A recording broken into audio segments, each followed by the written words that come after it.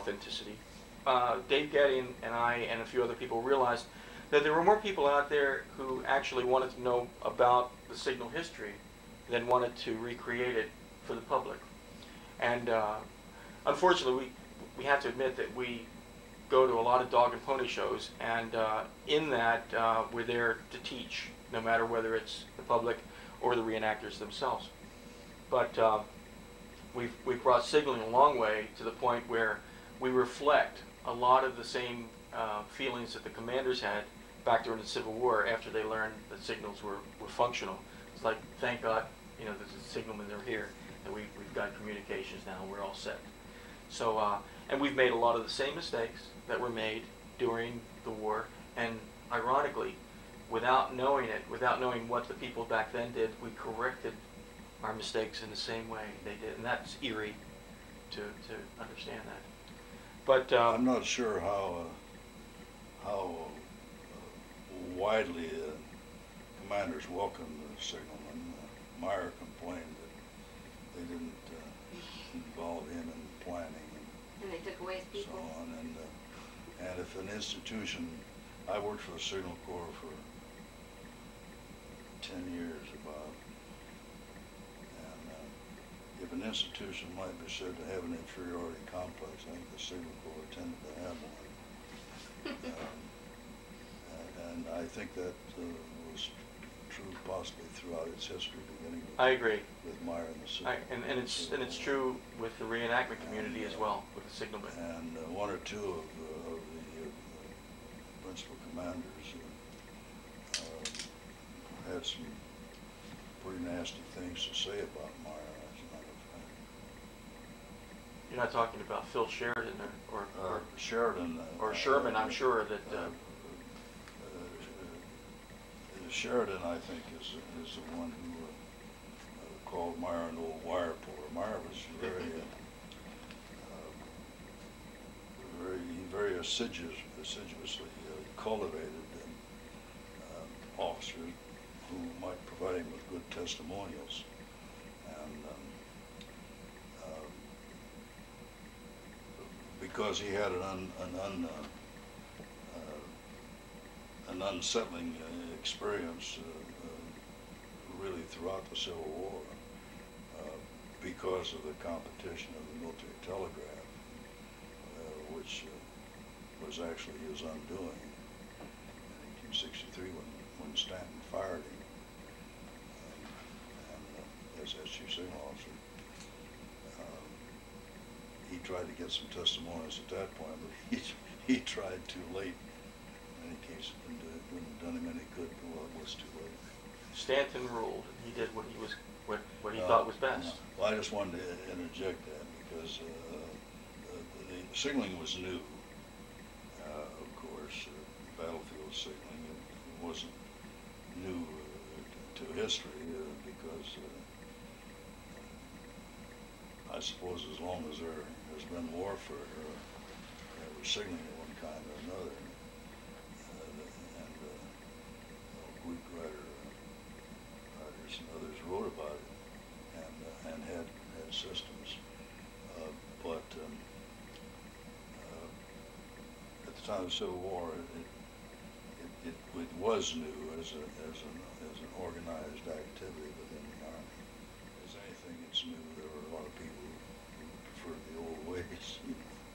Well, to sum it up, I think in reenacting at least today, unless someone sits in the hot seat and has the advantage of signals, he can be a wing commander and never know all of the things that are going on over his head with the flopping flags.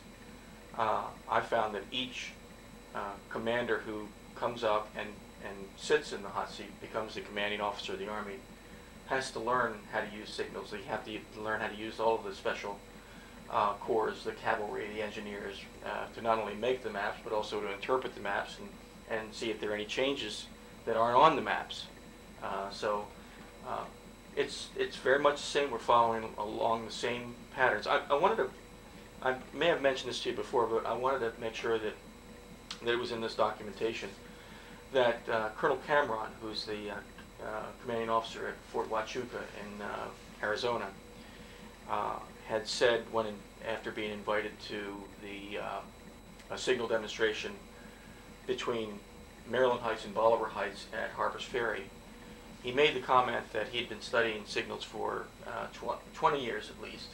He said, and until today, he said, it all really didn't come together. He said, this has been a great day for me. He said, because all of the things that I've read about and studied for so many years, I see in practice. And perhaps one of these days, we can get you out to let you see some of the things.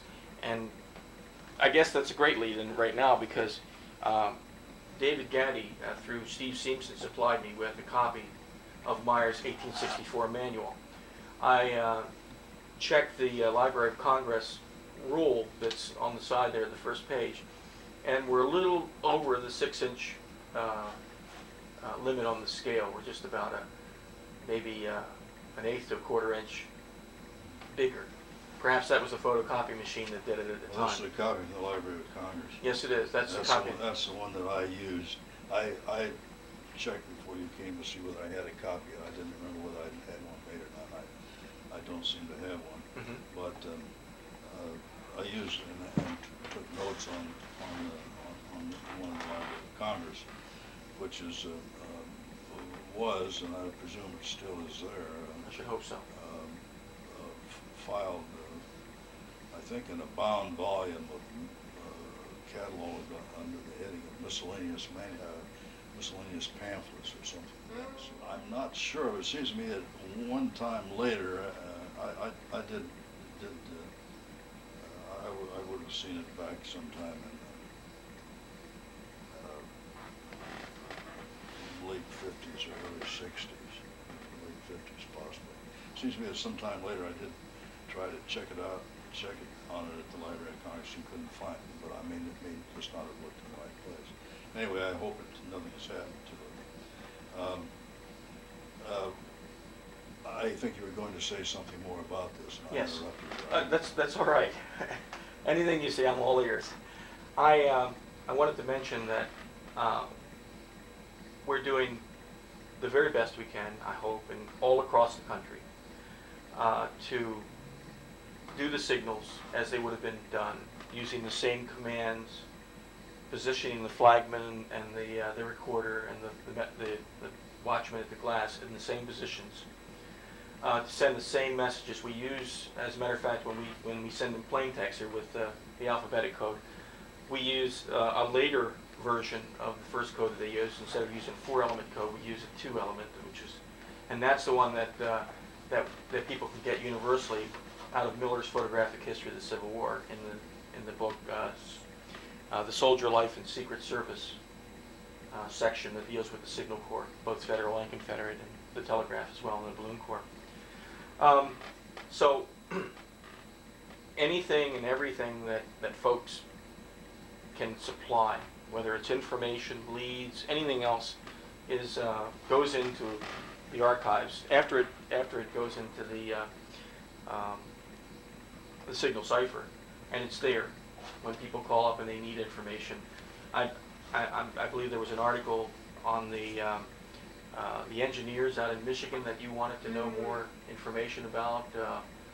I vaguely remember. I think I yes, about it. And see, these things turn up from all over the place. For instance, there's still a lot of material out there. Oh yes. Nobody that doesn't surface things. We know where Samuel Cushing's sword is that Meyer presented to him. We know where. Where is it? It's in California. A doctor owns it out there, and he sent us photograph of it. It's got presented to Cushing 1862, and I believe it may have been when he took charge of the Signal Camp of Instruction at Georgetown. I could be mistaken. I haven't looked into. There's so many things. Like you said, where are the records for the Veteran Signal Corps Association? Are they still in Massachusetts, where Joseph Willard Brown would have had them after he died? Were they passed on? Were they sent to Washington? There's a lot of information that perhaps might be in those records themselves. In the National Archives, and I don't know, but I wouldn't be surprised to find out, if one could find out, that they went down the drain probably. Well, that's However, we don't know.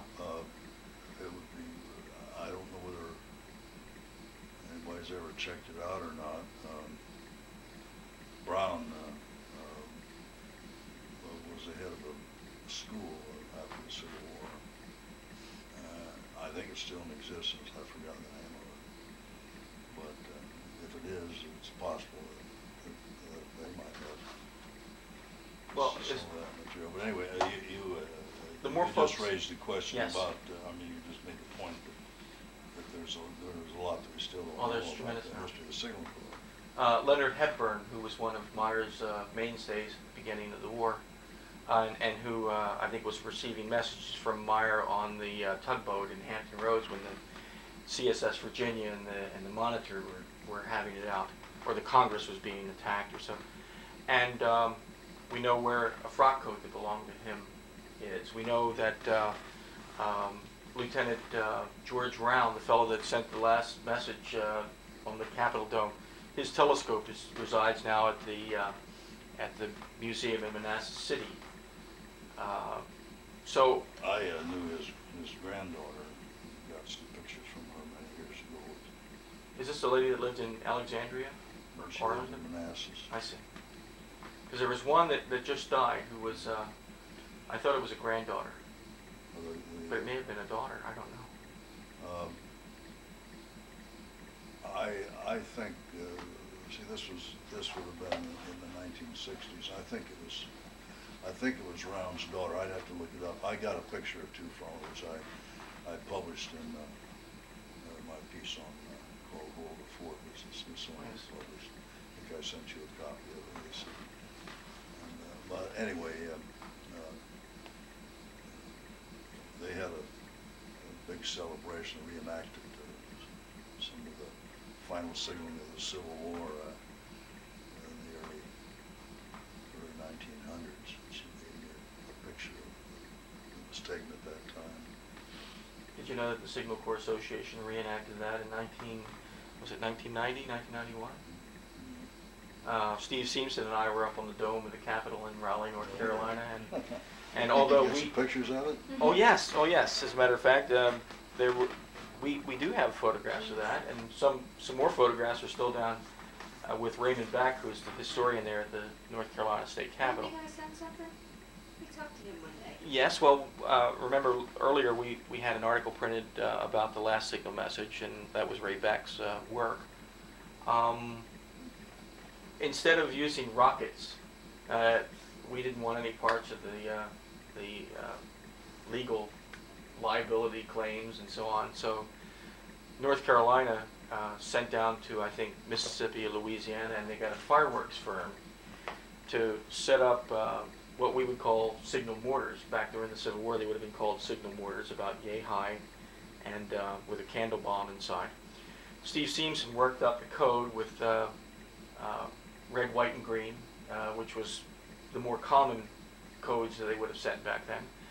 And they were all arranged in order to represent the last message that Round sent, which was from the book of Luke, what peace on earth, goodwill to men. So it was sent up, and there were copies distributed all over the place, and folks all around town were watching the rockets and writing down the number, and of course equating the numbers into each letter of the alphabet to get the particular message. Yeah, newspaper publicity? Oh yes, oh yes. Oh yes, and the local television folks covered it, and here we're up on the dome, and we were there right where Round was, and where he fell through, well, he almost fell completely through, 97 feet or 93 feet down to the rotunda floor. It's still meshed over with chicken wire, and you had to be very careful where you walk up there, just as scary. Just as, oh,